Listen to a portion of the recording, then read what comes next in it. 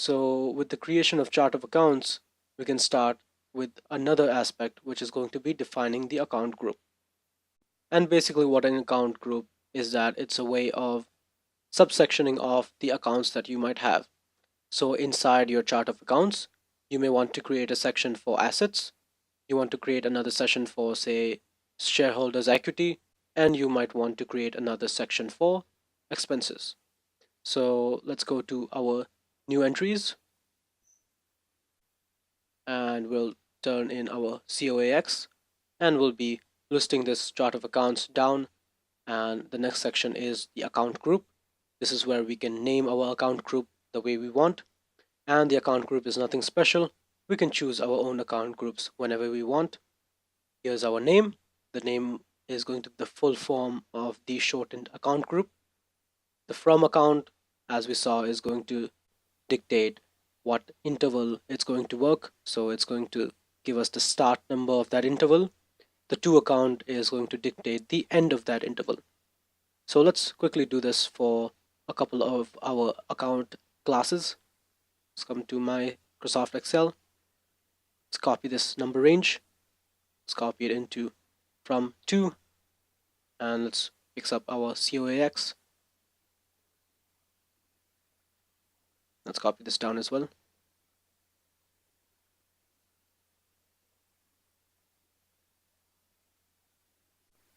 Let's go over here and let's define the account groups. So the account groups that we'll use are going to be, firstly, the fixed asset account group, the current asset account group, the shareholders' equity, then we're going to have our notes payable,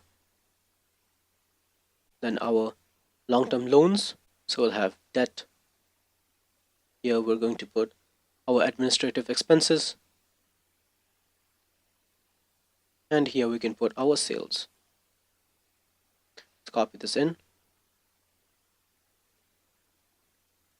come to name, and we're going to place our names here quickly.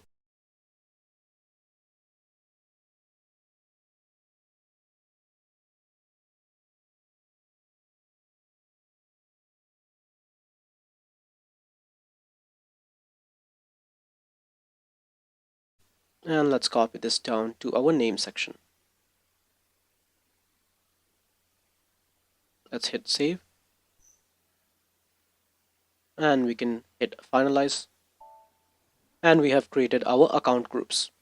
So this is going to allow us to section off a certain range, and any accounts we place inside that range is automatically placed into this account group.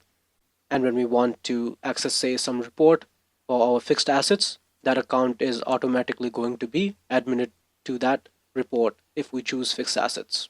So with this, let's do an assignment of this chart of accounts that we have created, which itself is a separate element, to our general ledger. And we're going to collapse this, go to our financial accounting, scroll up a little, go to financial accounting,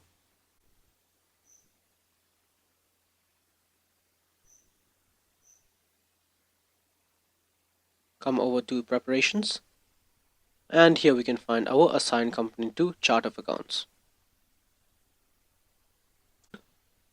Let's search our company code. We're going to search for the following code, which is 3XYZ,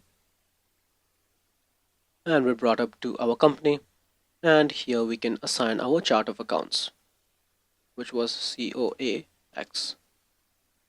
Let's hit save, and we have saved our chart of accounts. So let's just review what we did in this lecture. This was the first lecture on the general ledger, where we can start creating the customer, vendor, and company accounts. And from these accounts, we can start creating some transactions. Say a transaction comes from the customer to a sales account.